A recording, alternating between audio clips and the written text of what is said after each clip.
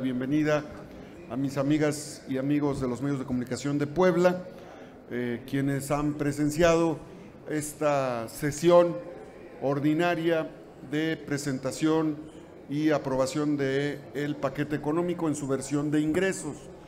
Como ustedes saben, se ha aprobado ya en lo general la ley de ingresos, la miscelánea fiscal y la ley de derechos.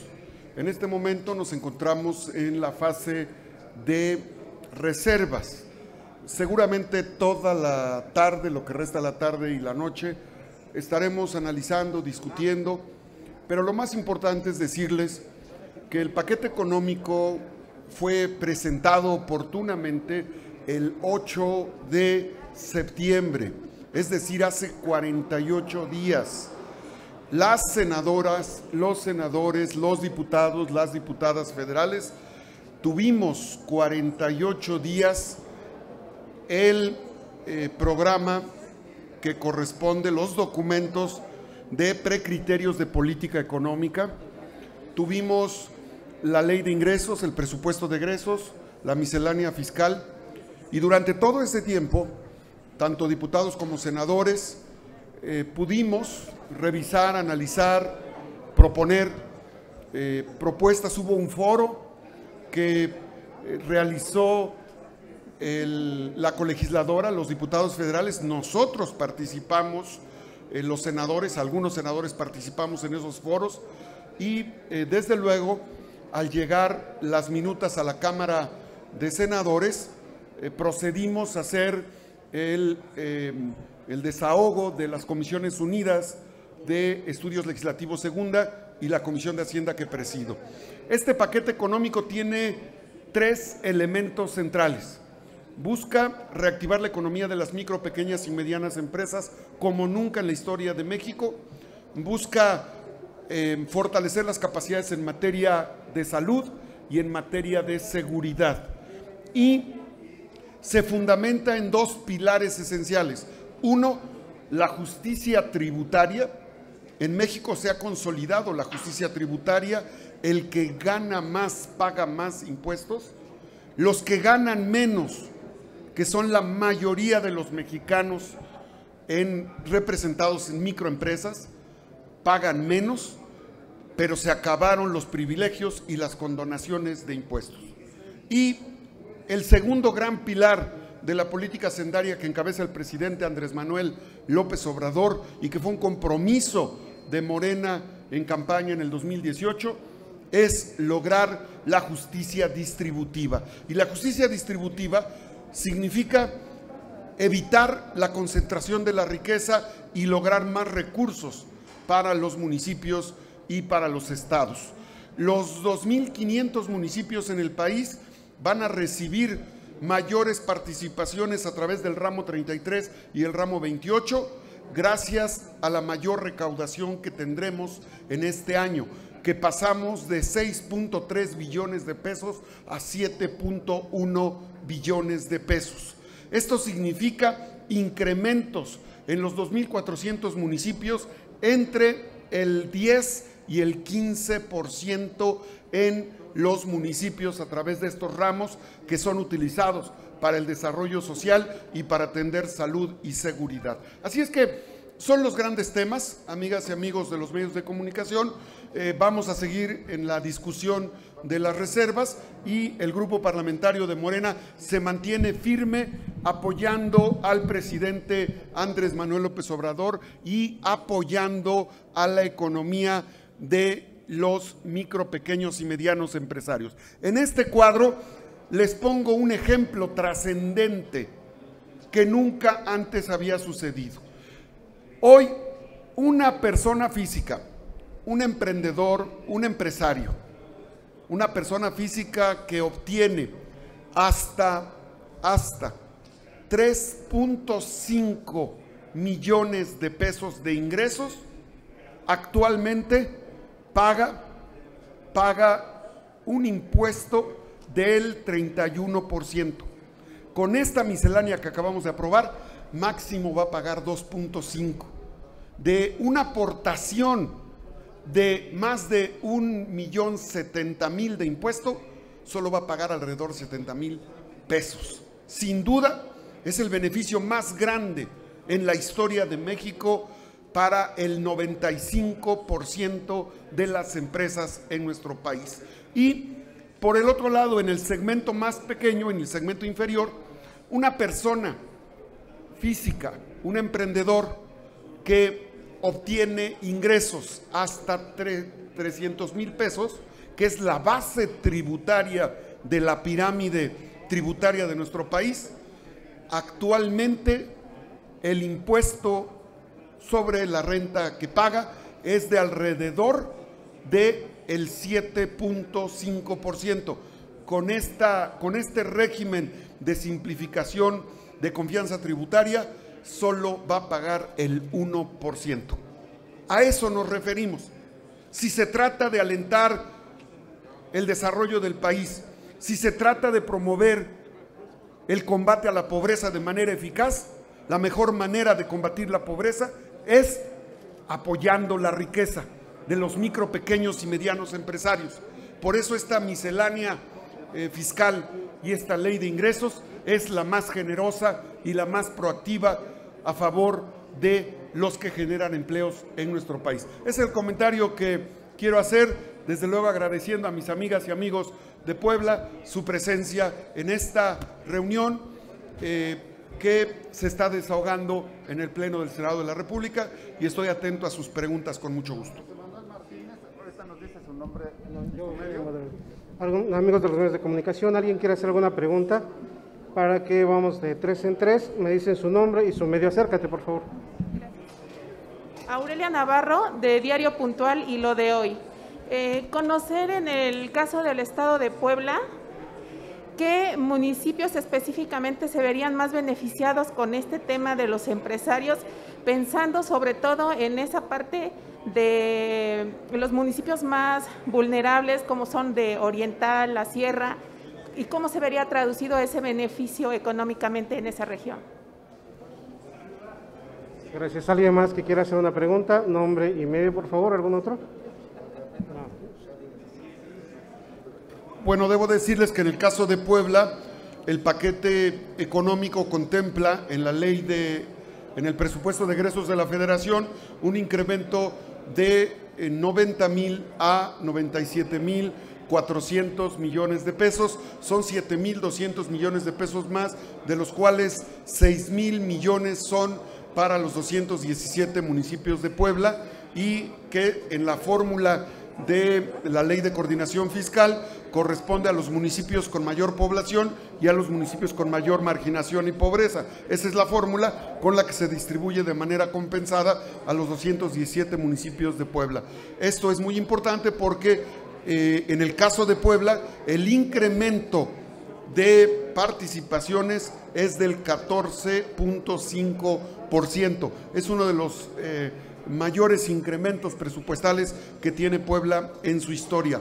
Pasa de 90,000 a 97,400 millones de pesos. Gracias. Arlet, adelante. ¿Qué tal, senador? Muy buenas tardes. Arlet de la Torre del Poder de la Noticia. Preguntarle, una de las discrepancias de la ley es que pues aumenta, cada vez que hay reformas, aumenta la informalidad. ¿Cómo van a hacer para que estas personas de lo informal pasen a lo formal y pues también sean beneficiadas con esta ley? Gracias. Qué buena pregunta haces, porque hoy en día el 52% de los emprendedores en México viven en la informalidad. 52% en la informalidad. Con este régimen de simplificación y confianza tributaria se va a alentar la formalidad, porque van a poder recibir estímulos tributarios, van a poder tener facilidades y todas las garantías que implica tener formalidad tributaria. Una persona física que recibe ingresos por 300,000 pesos, solo va a pagar 3,000 pesos al año. Eso, sin duda, es un eje de atracción tributaria para la mayoría de estas empresas que representan el 52% de toda la población productiva en nuestro país. Como nunca se ha escuchado a los sectores empresariales que han contribuido permanentemente con los ingresos del país, y esto permite la justicia tributaria. Eliminamos la condonación de impuestos a los grandes bancos y a los grandes empresarios, y ahora atendemos a la base tributaria alentando su formalidad y alentando su reactivación económica, tanto para el sector primario agropecuario como para el sector secundario industrial, y desde luego para quienes han sido más lastimados por el COVID, el sector terciario, servicios y sector turismo en nuestra nación y desde luego en Puebla. Muchas gracias. ¿Qué tal, senador? Hugo Rodríguez, de Expresiones Radio Puebla.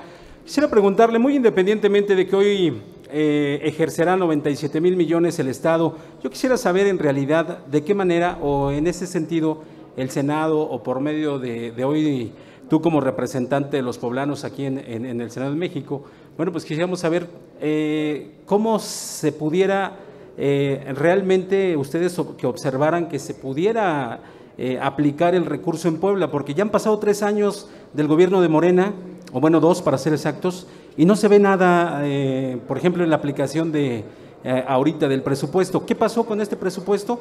Y si habrá manera de poder fiscalizar el presupuesto de 2022. Gracias.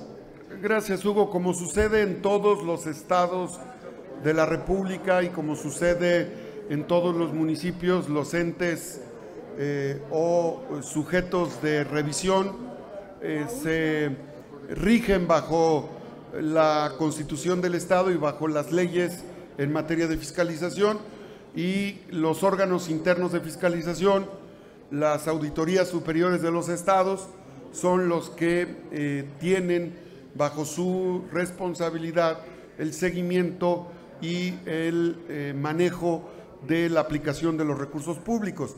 En el caso federal, los señores diputados, las diputadas, tienen en el órgano superior de la Federación, en la Auditoría Superior de la Federación, al ente fiscalizador de los recursos públicos que son de orden federal. En el caso de los recursos estatales, le corresponde a las auditorías estatales, a los órganos de supervisión estatal, que son entes autónomos de los congresos locales, el seguimiento en la aplicación de los recursos públicos, además de que la Ley de Responsabilidad de los Servidores Públicos, tanto a nivel municipal, estatal como federal, establece los mecanismos de transparencia a la que están obligadas las autoridades. Ese sería mi comentario. Senador Lina Caballero, de Interacción MX, un gusto saludarlo. Preguntarle cómo sería en esta legislación, bueno, en esta propuesta, para que no haya empresas fantasmas, o bueno, al menos regularizarlas. ¿Cuál sería la propuesta, o más bien cómo se pretende realizar, considerando el número tan grande de empresas fantasmas que existen en el país? Gracias. Sí, desde luego hemos hecho reformas al Código Penal y se ha combatido la existencia de empresas fantasmas, la facturación apócrifa, y hay que recordar que se elevó a delito grave la corrupción, el fraude electoral y el robo de hidrocarburos.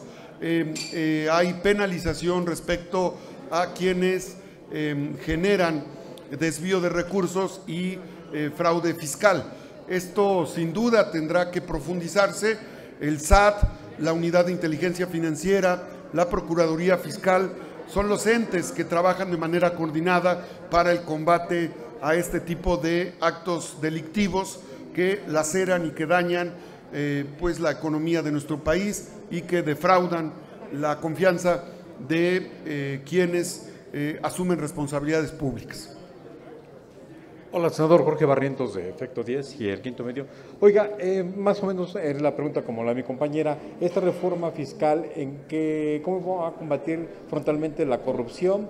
Y el segundo punto sería, tanto se ha dicho de que ingresen los jóvenes mayores de 18 años al régimen fiscal, ¿qué tanto beneficiaría, o en este caso los lastimaría económicamente a ellos? ¿Me pudiera explicar, por favor? Qué importante poder hablar del tema de los jóvenes.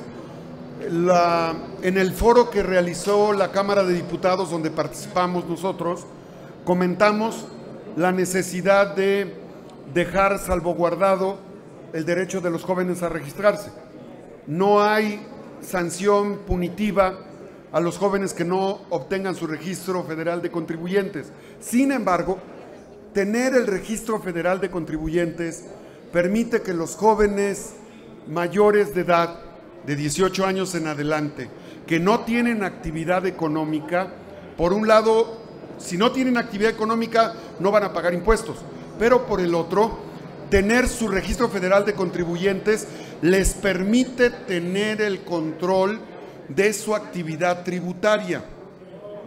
Se detectó por parte del SAT y la Procuraduría Fiscal la creación de más de 5 millones de empresas fantasmas en el régimen anterior, donde se emitieron más de 10 millones de facturas y a muchos jóvenes, miles de jóvenes que no habían obtenido su registro federal de contribuyentes, los hicieron socios de esas empresas fantasmas, tanto a jóvenes como a adultos mayores. Si un joven tiene su registro federal de contribuyentes y no tiene actividad económica, no va a pagar impuestos, pero lo que sí va a tener es el control de su registro federal de contribuyentes, y eso le va a permitir estar ajeno a cualquier acción delictiva que lo quiera involucrar en alguna empresa fantasma. Y eso sin duda es parte de una cultura tributaria y es parte de un derecho. Hay que recordar que en nuestra Constitución, en el artículo 31, se establece que todos los ciudadanos en México tienen derechos y tienen obligaciones de contribuir a los ingresos de la nación. Y en ese sentido, un joven mayor de 18 años que tiene actividad económica, pues es un ciudadano en pleno goce de derechos, pero también en pleno goce, o más bien en el marco de obligaciones tributarias, como cualquier persona física o como cualquier persona moral. Muchas gracias, muy buenas tardes, feliz retorno a mis amigos paisanos de Puebla. Senador, nada más ahí en el tema de los jóvenes, yo quisiera que si me pudiera ayudar a precisar y entender, cuando uno ya se registra con acciones tributarias, uno necesita de contador. ¿No sería más para los jóvenes una acción más fiscal para ellos que no entienden y que a veces no entendemos esta situación? ¿No sería una acción más tener que contratar contador, tener que contratar a alguien que te explique, o cómo se realizaría esta situación? El régimen simplificado de confianza permite que al tener tu buzón tributario, tú ahí tengas acceso a asesoría y no vas a tener ni siquiera que necesitar contador, porque tú puedes bajar en la página la facturación. Es mejor que un joven que no tiene actividad económica controle su registro federal de contribuyentes a que un abusivo que ha creado empresas fantasmas utilice a través del fraude tributario o el delito de robo de identidad, utilice tu registro federal de contribuyentes para crear una empresa fantasma y emitir facturas falsas. Por eso la importancia de que los jóvenes tengan ese registro federal de contribuyentes. Muchas gracias.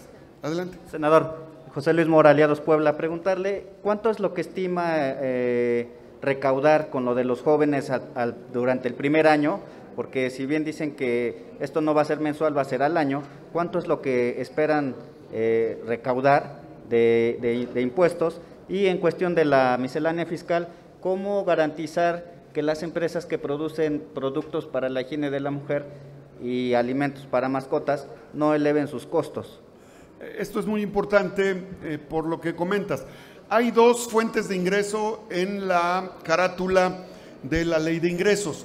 Una es el impuesto sobre la renta, que tiene estimaciones de ingresos de un año a otro, del 2021 al 2022, aproximadamente superiores a los 140,000 millones de pesos, y eso sin la desactivación económica que tuvimos el año pasado. Por eso la proyección de Hacienda es sin duda objetiva. Y el otro es el impuesto sobre productos, y en este caso se estiman 240,000 millones de pesos, que es donde está este grupo que me estás comentando. En el caso de los implementos de higiene menstrual de las mujeres, hay que estar muy pendientes, sin duda, porque hay que evitar, yo lo he comentado incluso en algunas entrevistas, hay que evitar que nos vayan a incrementar el precio de estos productos entre noviembre y diciembre, para que en enero no los quieran bajar en un sobreetiquetado. Eso sucede comúnmente. Nosotros confiamos en los empresarios honestos, trabajadores que hay en México, y que sabemos que no lo van a hacer, y si no, bueno, seguramente la Profeco va a tener que actuar. Muchas gracias. Gracias.